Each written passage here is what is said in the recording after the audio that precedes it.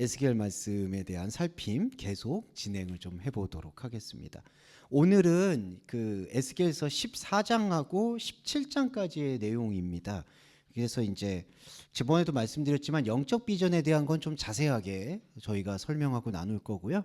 그 다음에 요 스토리로 나오는 부분들에 대해서는 좀 핵심적인 교훈, 메시지를 위주로 살펴보는 시간을 가져보도록 하겠습니다.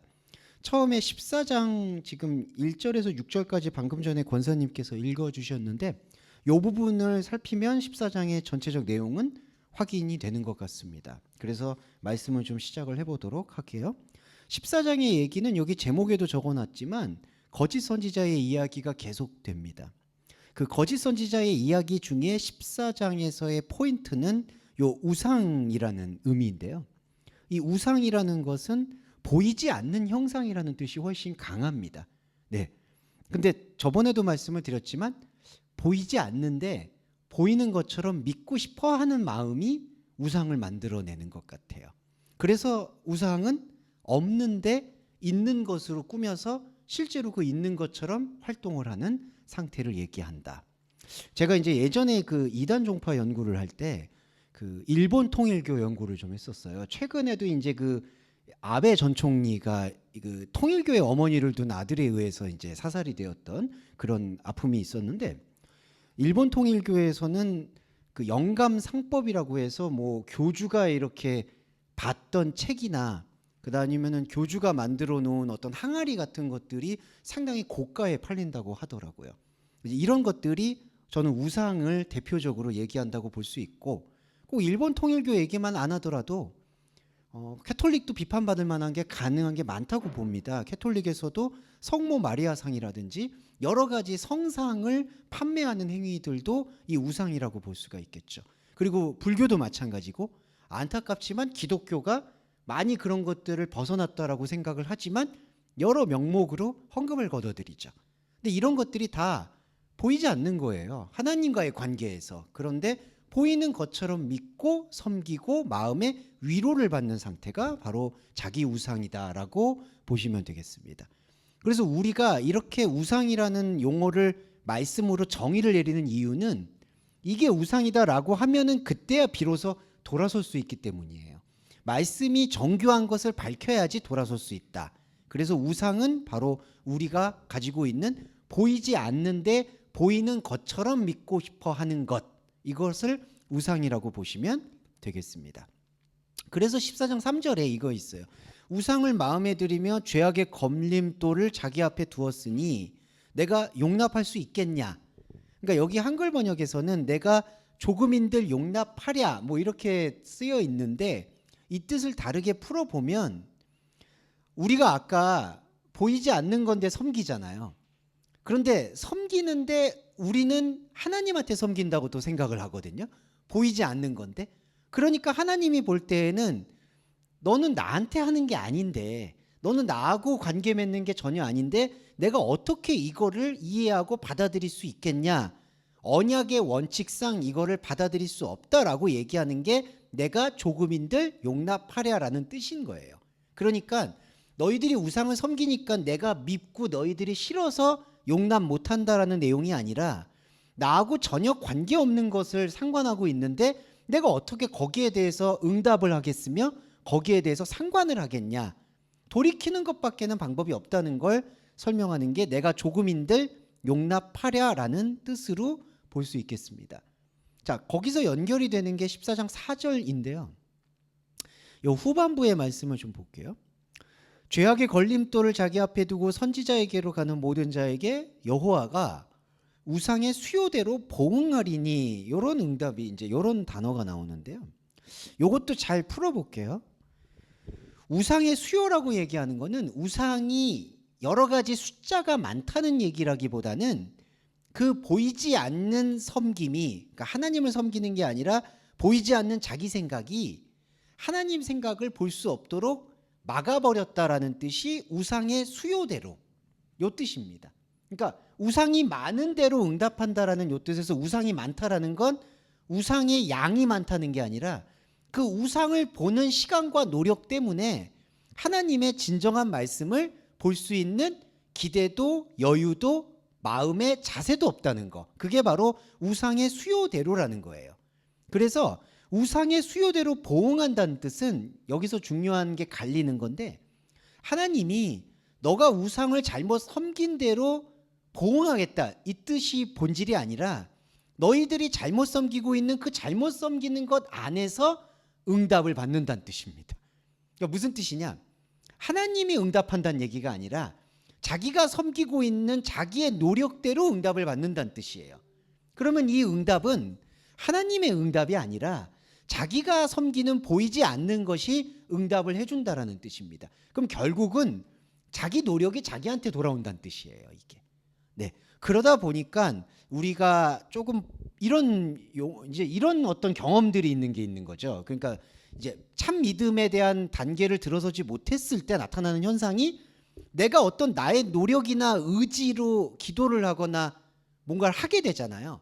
그럴 때 응답이 온다라고 표현하는데, 하나님 응답이 아니라 자기 감정이 응답을 받든지, 아니면은 소가 뒷걸음질 치다가 뭐 이렇게 되듯이 뭔가가 일이 풀리는 걸로 응답을 받았다고 생각하든지, 그런 것들의 응답이라는 거죠.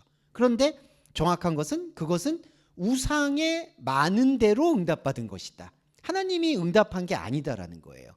그러니까 이게 더 무서운 게, 차라리 이게 예전의 방식대로 하나님이 우리가 우상을 섬기는 대로 치신다 그러면 오히려 그건 더 복이에요. 만약에 진짜 하나님이 우리를 쳐서 내가 뭐 신학교를 왔다든지, 하나님이 쳐서 내가 교회를 왔다든지, 그러면은 그건 더 순진한 복일 수 있어요. 근데 성경 말씀은 그걸 얘기하는 게 아니라, 하나님은 악에게 심판하지도 심판받지도 않으시기 때문에 그렇게 상관하는 분이 아니라는 거예요. 그러면 누가 상관하는 거냐? 자기 안에 있는 열심히 응답하고 응답받는 거예요. 그러니까 거기에는 하나님이 없다는 게 중요한 거예요. 예, 여기서.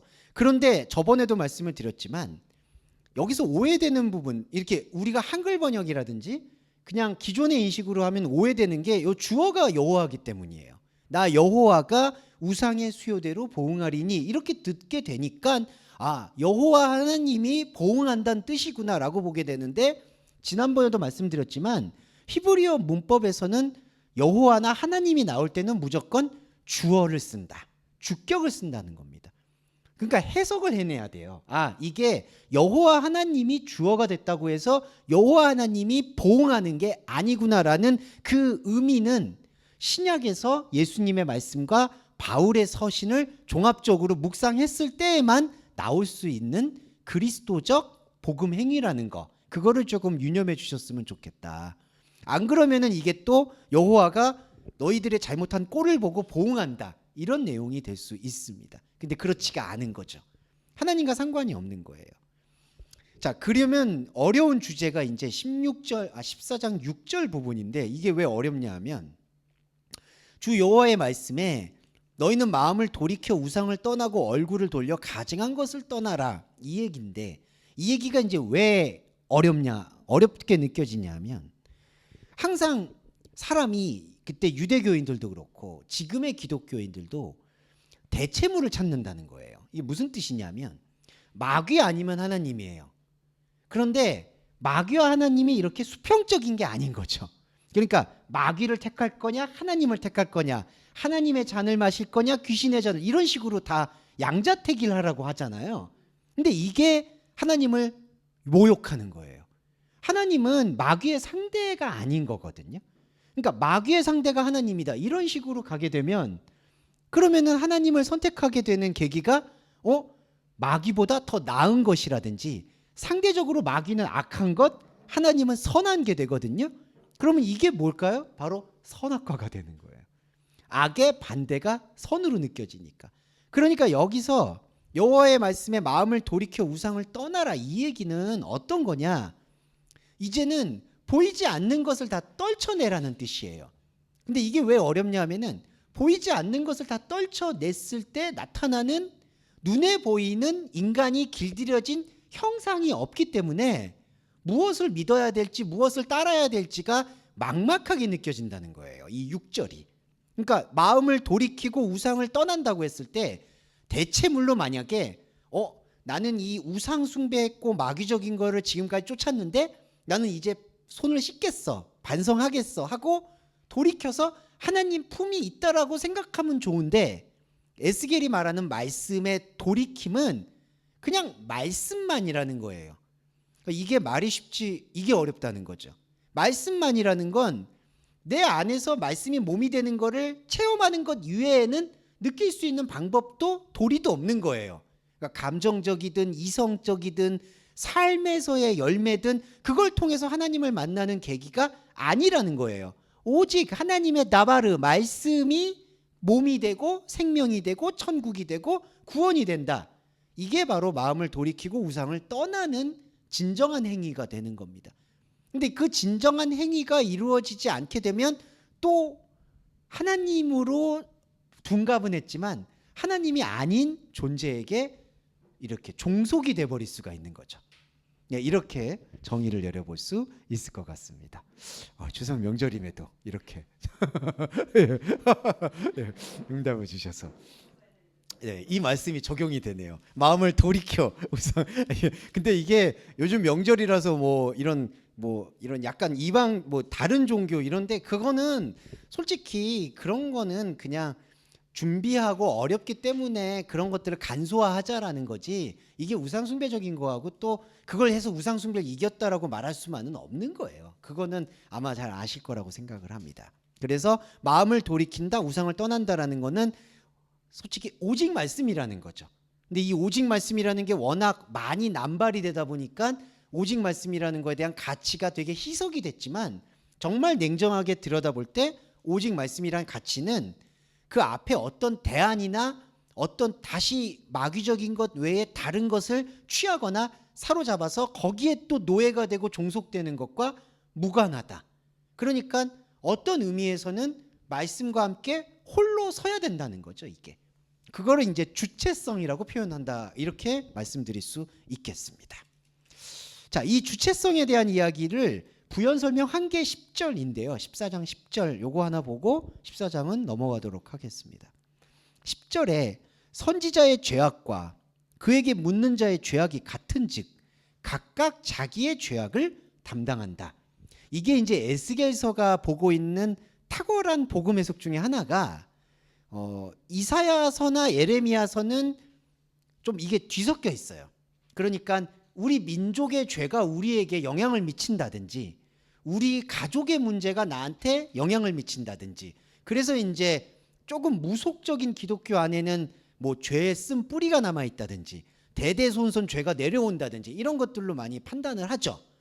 근데 자범죄 영역으로 죄를 해석하면 다 그런 논리밖에는 안 돼요. 죄의 영향을 받는다니까. 근데 성경에서 말하는 죄는 뭐냐 하면, 선지자의 죄악과 묻는 죄악이라고 했을 때 이때 선지자가 뭘까요?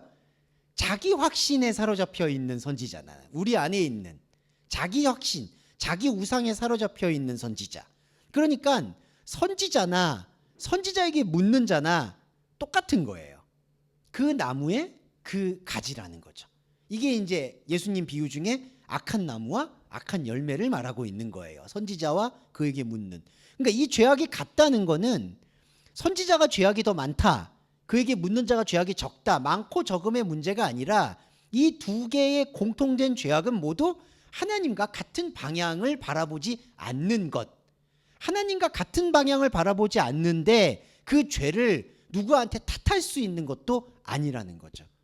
되게 냉정한 말씀 드리자면, 사실은 우리가 현상적으로 얘기할 때 되게 이단 종교라고 말하는 곳에서 탈퇴한 분들이 많이 분노하고 고소하고 이런 걸 하잖아요. 저는 그런 운동도 할 수 있다고 보는데, 진짜 죄송한 말인데 우리 안에도 우리가 1차적으로 잘못된 방향을 본 거에 대해서는 우리 자신이 리프레시를 해야 돼요. 그러니까 누구를 탓하고 누구를 원망하고의 문제는 이제 벗어나야 된다는 겁니다. 우리가 기정적인 신앙생활을 했을 때 억울한 부분들도 많으실 거라고 보고 저도 그래요. 그런데 그거를 그 사람들을 탓하고 비판할 시간에 우리 안에서 우리가 잘못 돌이켰던 행위들을 하나님의 말씀의 다림줄로 바로 세우는 것이 우선돼야 된다. 그렇지 않고서 다른 이들을 위한 비판을 위한 비판은 소모적일 뿐입니다. 그러니까 그거는 하나님의 말씀에 비판하지 말라고 해서 비판하지 말라는 말씀이 아니라 소모적이기 때문이에요. 그러니까 그런 것들을 비판하고, 때로는 우리가 말씀을 대조할 때 그런 잘못된 부분들에 대해서 진단은 할 수 있겠으나 그게 진단의 차원이어야지 저 사람이 틀리다 나쁘다 이런 비판할 것은 오히려 감정적으로 소모를 일으킨다.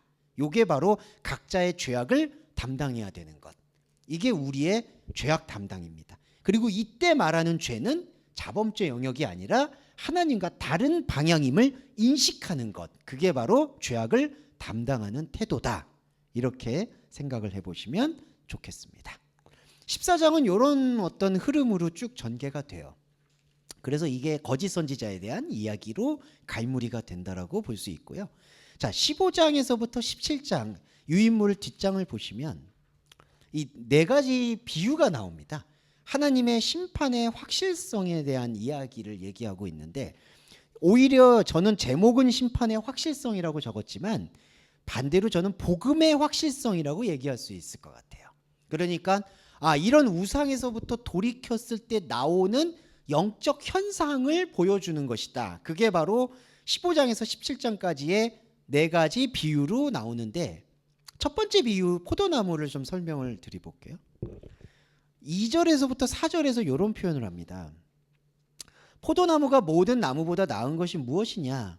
포도나무 가지가 나은 것이 무엇이냐? 3절에 나무를 가지고 무엇을 제조하냐?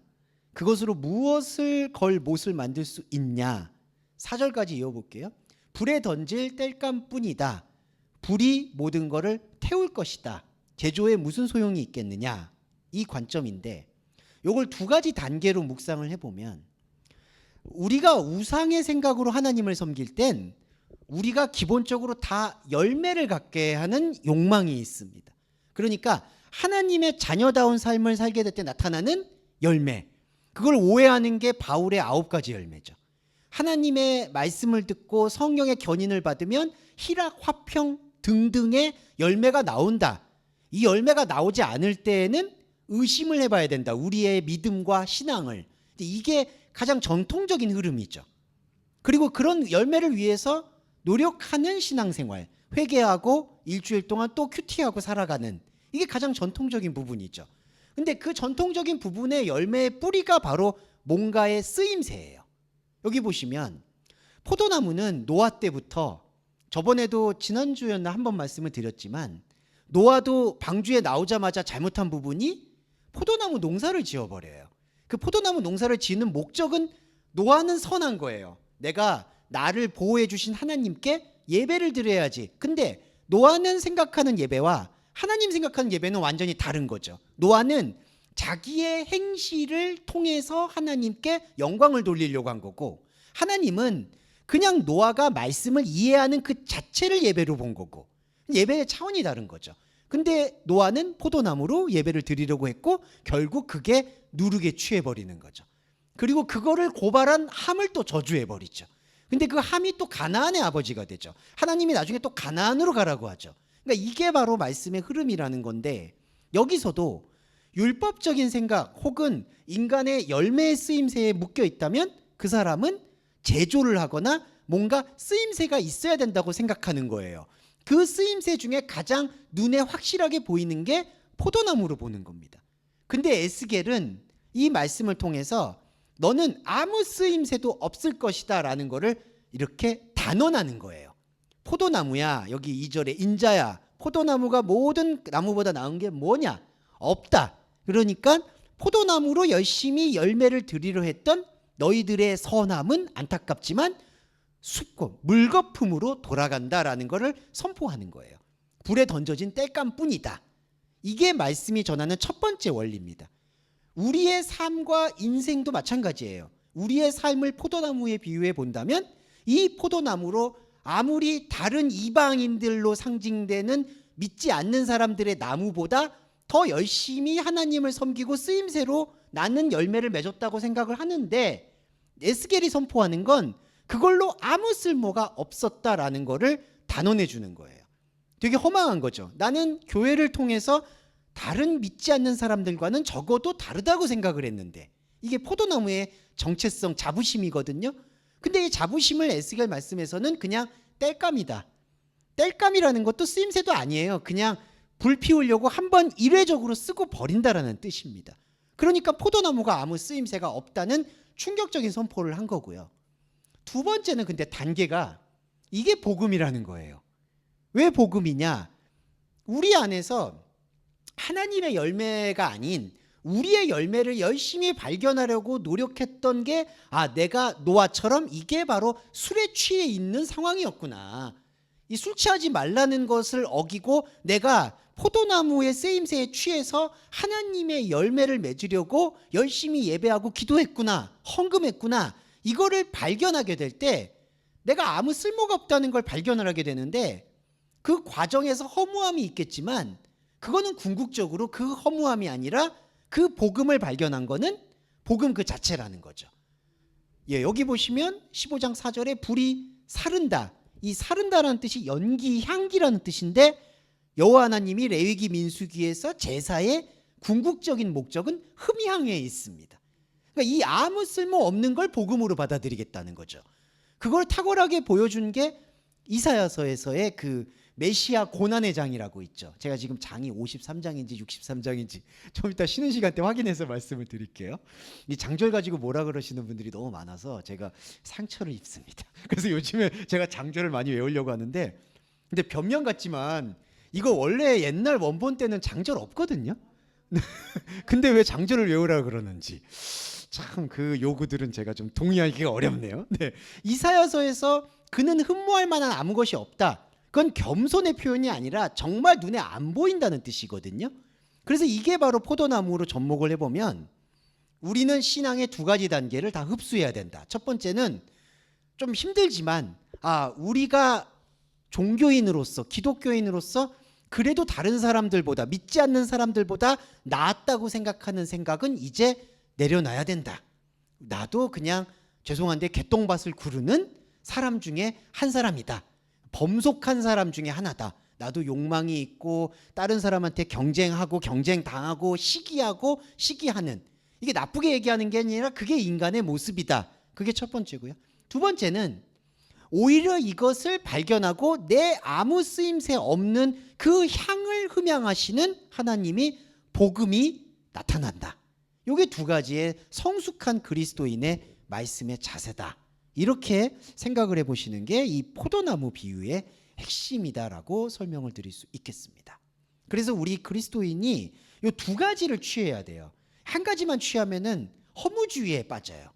인생은 아무 쓸모가 없는 거구나. 그럼 그냥 막 살아야지. 인간이 이게 되게 강하거나 깊은 존재가 아닙니다. 나쁜 표현이 아니라 인간은 그냥 허물어지는 존재이기 때문에 어느 하나의 메시지를 그냥 허무하다고 들으면 인생을 더 붙잡을 힘을 못 느껴요. 예, 그건 진짜 저는 감정적으로 인간을 그렇게 높게 보지 않기 때문에 그 메시지가 전부가 아니에요. 그래서 두 번째 말씀드리는 건 하나님께서 흠양을 하시는데 이 흠양이라는 게 미완료적인 시제가 쓰이는 거예요. 그러니까 하나님은 우리의 영혼, 우리의 인생의 쓸모없음을 계속해서 상관하려고 하는구나. 그 이해할 수 없는 것을 복음으로 받아들이고 한 걸음 한 걸음씩 나아갈 수 있어야 된다는 거죠.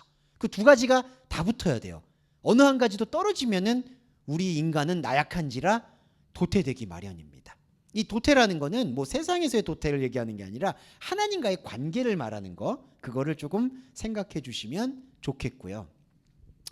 두 번째 16장으로 넘어가서 요 부정한 여성 이야기도 좀 한번 해보고 쉬는 시간 갖겠습니다. 16장으로 넘어오면 16장 이제 6절하고 8절 부분이 이제 좀 주목돼야 될 것 같은데요. 16장에는 이 부정한 여성에 대한 이야기인데, 먼저 말씀드리고 싶은 건 요 여성이라는 것은 우리 안에 있는 여성성, 곧 그게 뭐냐, 말씀을 받아들이는 신부로서의 그릇이라고 보면 될 것 같아요. 그러니까 우리는 성경에는 큰 비유가 그리스도가 신랑이 되시고 우리가 신부가 되는 신랑과 신부의 연합이라는 그걸 알레고리라고 얘기하는데, 그 알레고리를 갖고 있습니다. 그래서 우리가 구약에서는 항상 그리스도를 받아들이는 여성성이라고 이걸 표현을 하죠. 이거는 이렇게 물리적으로 남자와 여자와 상관없이 모든 그리스도인은 여성성을 갖고 있는데, 그 여성성을 품어주는 게 무엇이냐, 이게 약간 어려운데 중요하게 말씀드리고 싶은 게, 스스로 여성이 되어 오신 그리스도가 있어요.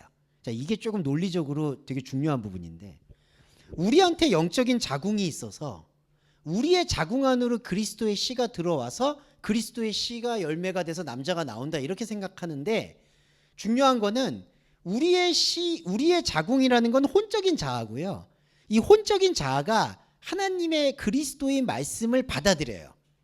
받아들여서 혼적인 자아로서 하나님한테 발견되는 게 아니라, 이 혼적인 자아가 영적인 자아로 메타모르포, 변화가 되는 겁니다.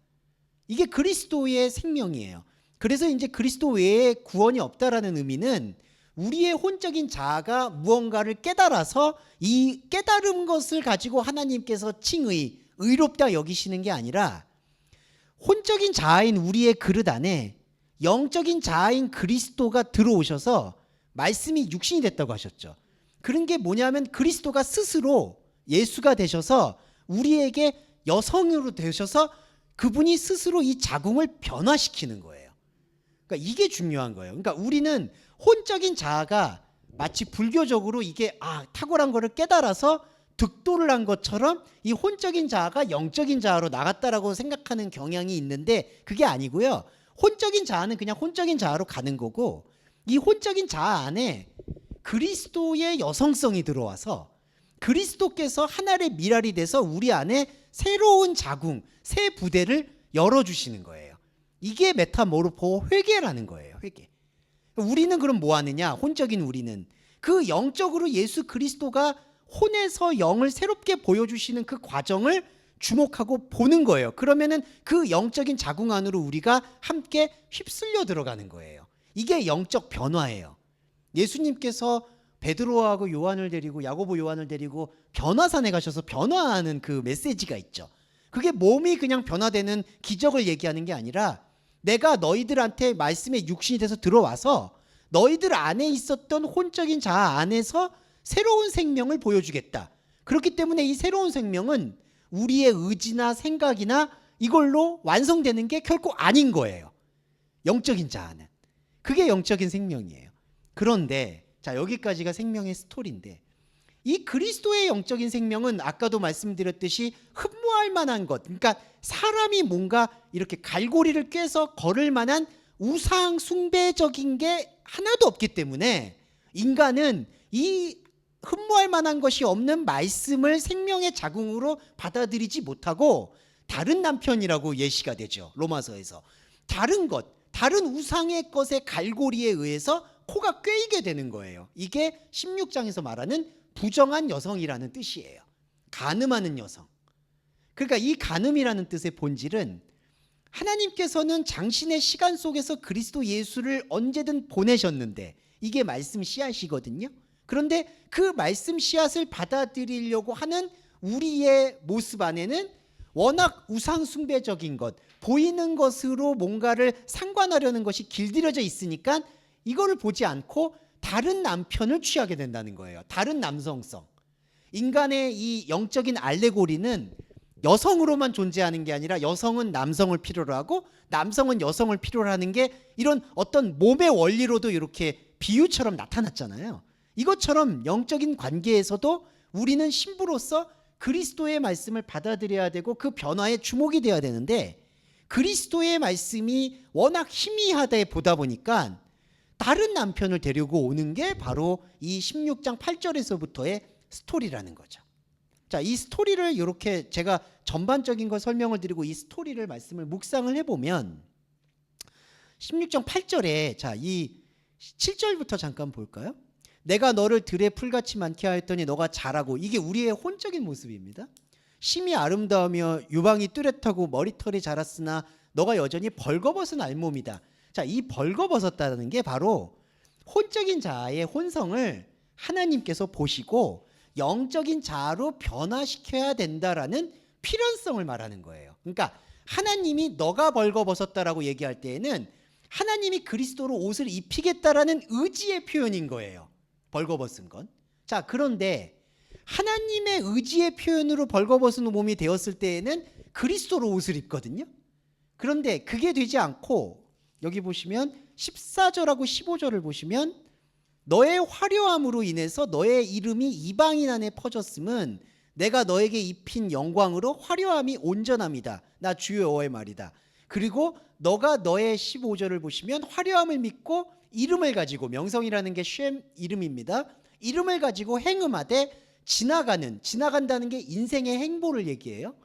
지나가는 모든 자와 더불어 음행함으로 너의 몸이 그들의 것이 되었다. 이렇게 돼 있어요. 자, 여기서 무슨 차이가 생기냐 하면은, 이 화려하다라는 의미는 뭐냐 하면은 빛나다는 건데, 이 빛난 게 하나님 안에서의 빛남이 아니라 이방인 안에서의 빛남. 그러면 이 빛나다라는 게 뭐냐 하면, 하나님이 우리를 보시는 벌거벗은 게 아니라 내가 우상을 봤을 때 내 모습이 벌거벗겨졌다라고 생각하는 거예요. 그 관계의 차이가 생기는 거예요. 다시 말씀드리면 16장 8절에서는 하나님이 너는 사랑할 만한 때다, 내가 옷으로 너를 덮어 벌거벗은 것을 가리겠다. 16장 8절에 너가 사랑을 할 만한 때이기 때문에 내 옷으로 너를 덮겠다. 이때 나는 여호와 하나님을 말하는 거고, 그때 옷은 그리스도를 말하는 거예요. 그러니까 하나님이 우리를 벌거벗었다라고 얘기할 때에는 그리스도로 옷을 입는 건데, 내가 내 자신이 벌거벗었다라고 생각하는 것은 하나님에게 노출된 내가 아니라 빛나는 것, 우상에게 노출되어 있는 내가 볼 때 벌거벗고 수치스럽다는 거죠. 이거 창세기 스토리 보면 똑같죠. 아담과 하와가 벌거벗었음을 알고 무화과 나무로 치마를 했죠. 치마가 아니라 고리죠, 사실은. 그러니까 이게 관계가 다른 거예요. 하나님이 우리를 벌거벗었다라고 얘기하는 거는 그리스도의 생명으로 이 혼적인 자아를 영적인 자아로 하나님의 주권 속에서 메타모르포, 변화를 시키는 건데, 우리의 관점에서의 벌거벗음은 그 하나님의 변화하고는 상관없이 우리의 수치심이 두려워서 우리가 뭔가를 덮으려고 한다는 거죠. 그게 바로 이 이름을 이방인 안에서 패하는 것, 그게 바로 음행이 되는 거예요. 그러니까 이 구약 성경이나 신약 성경 전체에서 간음한 여성이라는 텍스트가 항상 많이 등장을 하는데, 이 간음이라는 거에 대한 정리를 말씀드리면, 이거는 남자와 여자와 다 떠나서 우리 모든 존재 안에는 그리스도를 받아들이고 연합해야 되는 영적 자궁이 존재하고, 그 영적 자궁 안으로 스스로 그리스도가, 편하게 말씀드리면 1인 2역을 하신 거예요. 그리스도 예수가 스스로 자궁이 됐고 스스로 씨앗이 되신 거예요. 그걸 우리 안으로 들어오셔서, 말씀이 육신돼서 들어오셔서 우리 안에서 하시는 거예요. 그러니까 이게 원맨쇼죠, 솔직히. 그리스도가 들어와서 그리스도가 하고 보여주는 거예요. 우리는 뭐 하느냐? 그걸 보고 느끼고 따라가는 거예요. 그럴 때 우리가 같이 그리스도와 연합이 된다라는 거예요. 근데 이게 좀 사람들이 착각을 하시는 게, 우리 안에 자궁이 있는데 그리스도의 씨앗이 들어와서 이 자궁을 활용해서 새로운 게 나왔다라고 생각을 하는데, 그렇지는 않아요. 그렇게 되면은 이 자궁이 남아있는 거예요. 그게 아닙니다. 그러면 완전히 벗어나잖아요, 솔직히. 우리는 우리 자궁의 쓰임새가 아니라 그리스도가 자궁이 되고 그리스도가 씨앗이 되고, 우리는 그저 그걸 들은 거잖아요. 그런데 그 들음 자체가 몸이라고 제가 말씀드렸잖아요. 그래서 몸이 된 거예요. 근데 이 플로잉, 그러니까 이 말씀의 흐름은 나라는 존재가 하나도 기여가 안 되는 것 같으니까, 나라는 존재가 하나도 이바지하는 게 없으니까 이게 흠모할 만한 게 없는 거고, 내 안에 영적인 자궁이 아닌 내 안에 혼적인 자궁이 계속 뭔가 활용하고 느끼고 반응을 보여야 되기 때문에, 내 혼적인 자궁이 그리스도를 들었음에도 그리스도를 배설하고 그리스도가 아닌 다른 남편으로 상징되는 다른 가치관을 쫓게 되는 게 바로 부정한 여성이 되는 거예요. 그러니까 벌거벗은 차이인 거죠. 하나님이 벌거벗은 걸 알아주고 우리를 덮어주는 거는 그리스도로 옷을 입는 건데, 하나님이 아니라 내가 벌거벗었다라고 느끼는 거는 내가 내 수치를 가리겠다는 겁니다.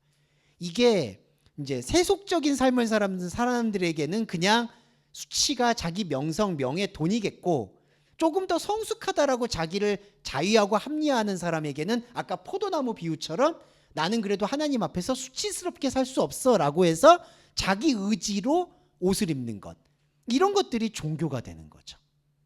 네, 여기까지가 부정한 여성에 대한 이야기로 전 해석해 볼 수 있겠습니다. 네, 잠깐 쉬었다가 우리 다시 두 번째 시간 가져볼게요. 네, 아까도 잠깐 교회 소식 말씀드렸듯이 제가 오늘 점심을 추석 명절 때 오신 분들을 위한 그러니까 한 분도 빠짐없이 네,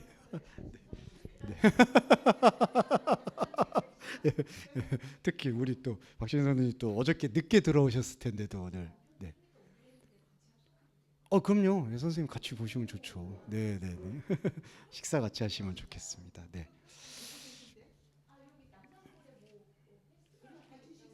네, 같이 식사하시면 좋을 것 같아요. 네.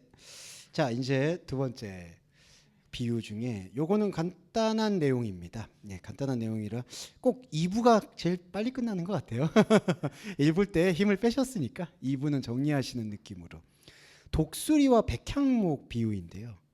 독수리 비유는 참 요거는 근데 좀 제 배경 설명을 잠깐 드리고 싶은 게 요 독수리의 비유는 어떤 걸 뜻하냐면 그때 독수리는 이제 그 바벨론 왕을 뜻하고요. 근데 그 독수리가 우리를 늘 돌봐주고 있었는데 그 독수리의 돌봄을 은혜를 이제 저버리고 애굽 왕한테 가서 살랑살랑 거렸다. 그러니까 독수리가 너희들을 가만두지 않을 것이다. 요거를 해석을 하는 게 요런 표현들을 풀어준 거예요. 그래서 17장 14절하고 15절에서 여기 그 한 단어가 여기에 압축되어 있습니다. 그가 사절을 애굽에 보내 말과 군대를 구함으로 바벨론 왕을 배반하였으니 형통하겠느냐? 이런 일을 행한 자가 피하겠느냐? 언약을 배반하고야 피하겠느냐? 이런 식의 스토리로 전개가 돼요. 자, 근데 요거는 조금 민감하지만 자세하게 말씀드리고 싶은 게 이 성경이 구약 성경이 이렇게 문서화되어는 시기는 언제냐 하면은 물론 모세 때부터 이게 이제 구전이라고 해서 말로는 다 이어져 내려오고 있거든요. 그런데 이게 이렇게 무슨 세종대왕 때처럼 집현전 환자처럼 이렇게 공식 문서가 되는 거는 언제로 보냐 하면은 기원전 6세기나 7세기 그때로 보는 게 조금 가장 신빙성이 높습니다. 그때는 언제 시기였냐면은 바벨론 왕의 포로가 되어 있을 때였어요. 그러니까 이스라엘 민족이 식민지라고도 할 수가 없겠죠. 아예 편입이 됐던 시대. 그러니까 바벨론 왕의 눈치를 봐야 됐던 시기였던 거죠. 그 중에 대표적인 관변학자가 이제 에스라가 있죠. 그때 에스라가 이제 포로 생활 중에 그 식민지 왕이었던 바벨론 왕이 명령을 해서 그냥 너희들의 그럼 경전을 써라라고 허가를 받아서 쓰기 시작했던 게 요 구약 성경이 문서화되어 있는 시기로 보셔야 돼요.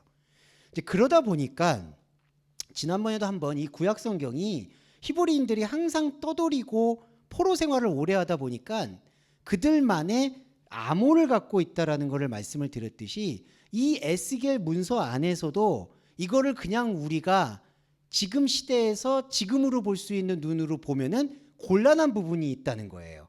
이 안에는 자 보세요. 바벨론 왕이 아무리 지배자라고 하고 아무리 그러니까 인자가 많고 성군이라고 하더라도 너희들이 너희들의 역사를 쓰라고 맡겼을 때 바벨론 왕을 부정적으로 쓸 수 없는 제약이 있다는 걸 우리가 이미 감안을 하고 봐야 돼요. 자, 그게 첫 번째고. 근데 그러면은 그냥 바벨론 왕을 높이려고 에스겔서에서 왜 바벨론 왕을 배반했느냐, 너희들 안 된다 이런 걸 경고했겠느냐? 저는 그렇게 보지 않습니다. 이 뜻 안에 담겨 있는 진짜 핵심은 너가 바벨론을 피해서 애굽을 가든 아니면은 나중에 바벨론이 세력이 줄어들어서 또 바벨론으로 가게 되든 다 눈에 보이는 힘을 쫓아가는 이스라엘에 불과하다라는 것을 고발한다라는 걸 우리가 묵상해야 된다는 거죠. 그러니까 이때에는 바벨론 왕이 성경을 쓰게 해준 성군이니까 자꾸 오해를 하는 게 하나님께서 바벨론 왕 고레스나 뭐 이런 왕들을 사용하셨다고 생각을 해요. 그래서 조금 비판적으로 말씀드리면은 이 목사님들이 이런 것들을 현상적으로 받아들이니까 뭐 미국이란 나라가 우리를 도와줬다, 하나님이 쓰셨다, 중국이란 나라를 하나님께서 써서 우리나라를 뭐 심판한다. 저는 정치적인 건 얘기 전혀 안 하고요. 그거는 하나님의 말씀 본질과 아무것도 맞지 않아요. 그러니까 뭐 미국 편을 드시든 중국 편을 드시든 그거는 하나님의 성경 말씀과 어떤 것도 걸어맞을 수 있는 게 아니에요. 그냥 국제 정세예요, 그거는. 근데 자꾸 뭔가 하나님께서 이때 구약 당시에도 바벨론 왕을 성스럽게 사용하셨듯이 뭐 미국 왕을, 미국 대통령을 성스럽게 사용했다. 이 땅의 위정자를 뭐 성스럽게 사용했다. 성스럽게 사용은 무슨 성스럽게 사용을 합니까? 그냥 대통령은 대통령이고, 예, 그냥 복지 혜택 잘 주고 머리 좋아서 하면 되는 거지. 거기에다가 무슨 하나님이 쓰시고 안 쓰고 이런 것들을 지워야 된다는 거예요. 에스겔이 말하고자 하는 본질은 애굽 왕한테 왜 찾아갔냐면요, 바벨론 왕한테 불만이 있기 때문에 찾아간 거예요. 그런데 이게 중요한 게 바벨론도 완전한 게 아니다. 그러니까 무슨 뜻이냐, 하나님께서 바벨론 왕을 쓰셔서 우리로 하여금 성경을 쓰겠다, 이게 아니라는 거예요. 네. 그러니까 성경은 언제 어느 때고 쓸 수 있었다는 얘기예요. 바벨론 왕이 특별히 성군이어서가 아니라. 그러니까 우리가 성경이 문자로 쓰이든 문자로 안 쓰이든 상관없이 그 힘에 의해서 좌우돼서는 안 된다. 그리고 현상적인 은사나 현상적인 응답을 하나님의 응답과 동일시해서도 안 된다는 것을 여기서 가르쳐주고 있는 겁니다. 자, 여기서 조금 한 가지 섞여 있는 게 뭐냐 하면은, 실제로 바벨론 왕이 성군이었고 이스라엘에게 많은 혜택을 준 것이 맞아요. 자, 이게 어느 차원으로 우리가 봐야 되느냐, 저희가 기도를 할 때 배려의 기도가 있죠. 배려의 차원으로 보시면 된다는 거예요. 하나님의 말씀을 듣고 느낄 수 있도록 하나님께서 우리에게 그 본질의 언약을 지키기 위해서 현상적인 것들을 정리해 나가는 과정이라고 보시면 좋겠죠. 근데 문제는 하나님께서 바벨론 왕을 뭐 들어쓰고 이런 거냐, 그게 아니라는 거예요. 언제든지 그 환상은 깨질 수 있다는 거죠. 그래서 요 독수리의 비유에서 나타내는 거는 하나님께서 이 현상의 왕이나 요즘에 우리로 말하면은 뭐 대통령이나 아니면은 내 인생에서도 뭐 저런 사람들을 써서 나를 뭐 쳐서 복종시켰다든지, 아니면은 내가 정말 어려울 때 저런 사람들한테 눈을 떠서 뭐 갑자기 재산이 늘어나게 했다든지, 하나님께서 누구를 썼다 안 썼다 이런 생각들을 자꾸 지워내라는 뜻이 여기에 담겨 있다. 설령 배려의 차원에서 그러셨다고 하더라도 우리는 그걸 기도로 내지 않으셨으면 좋겠다는 거예요. 왜냐하면 하나님이 그걸 원하는 게 아니니까. 예. 그러니까 하나님의 중심을 봐야 돼요. 하나님은 우리와 여러분의 인생에서 어떻게 하든지 말씀이 관통될 수 있도록 가는 것이고, 그런 가는 과정에서 여러분들의 어려운 현상들을 다스리고 컨트롤 하실 수는 있겠죠. 하지만 거기에 대한 응답과 거기에 대한 표적이 본질이 전혀 아니라는 거예요. 우리도 거기에 맞춰서 가야 된다는 거예요.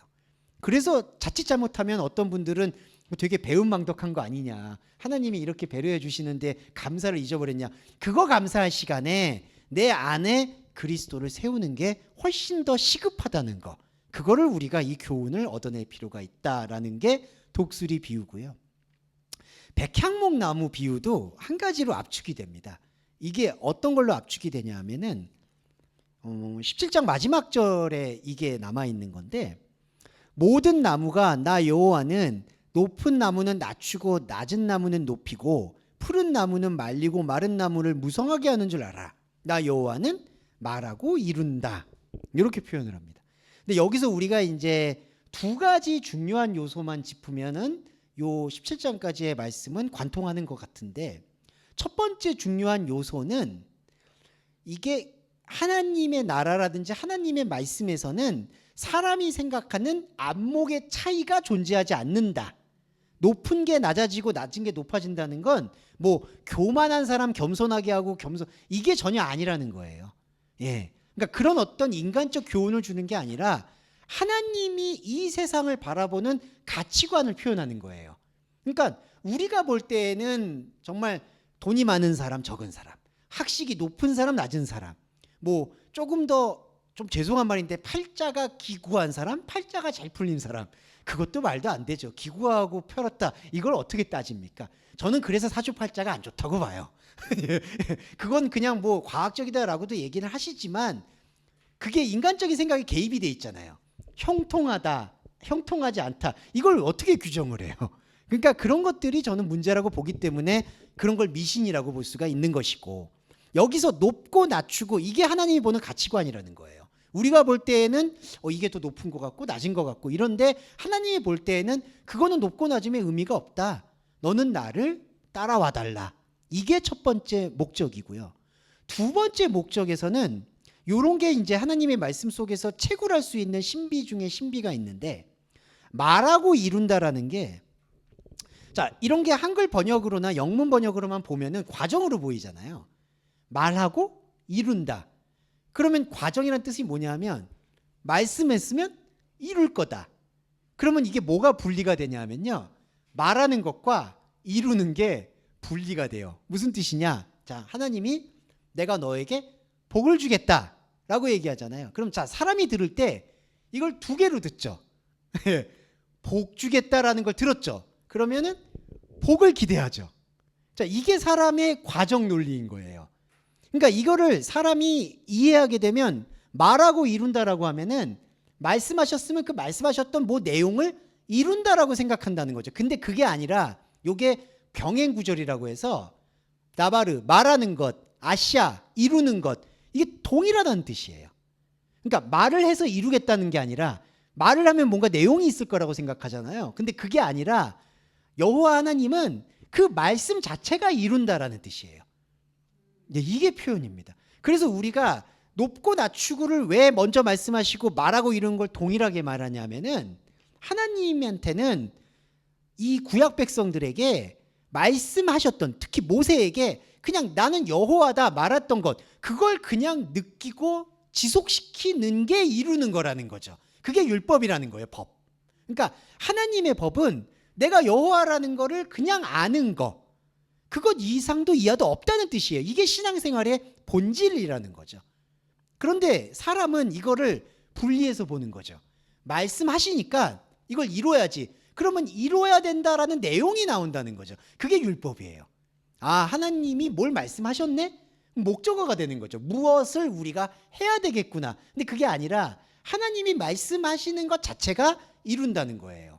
아까 제가 두 번째 시간에, 아까 그 쉬는 시간 전에 부정한 여성 말할 때에도 우리가 뭔가 또 잉태해가지고 낳아야 된다고 생각을 해요. 그런 게 해산하는 고통의 오해죠. 우리가 해산해야 될 고통이 뭐냐면 내 자궁이 변화하는 걸 감당하는 거예요. 오히려.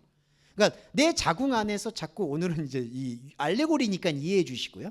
내 자궁 안에서 말씀의 씨앗을 받아서 내 자궁이 뭔가를 낳는다고 생각하는데 그게 아니라요.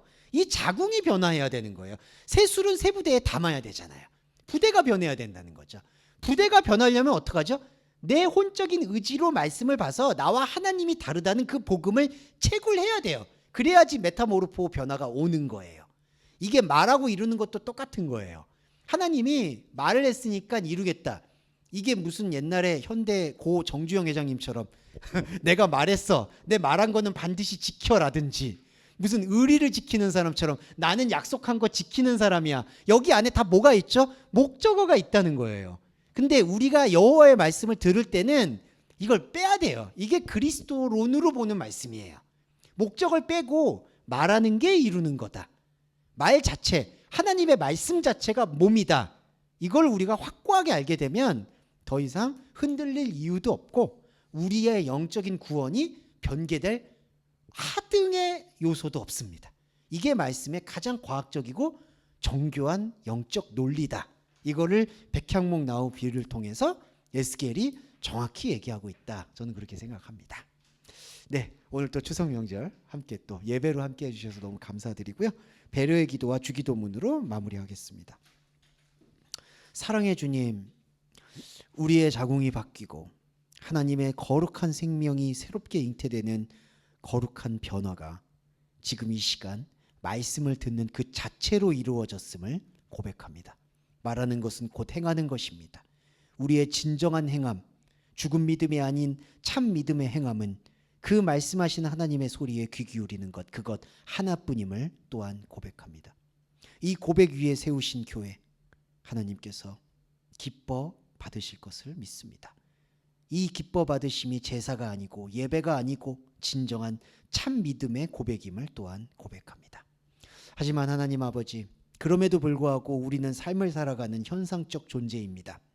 현상을 살아가는 데 있어서의 여러 어려움들이 여전히 많습니다. 앞으로도 많을 것으로 예상됩니다.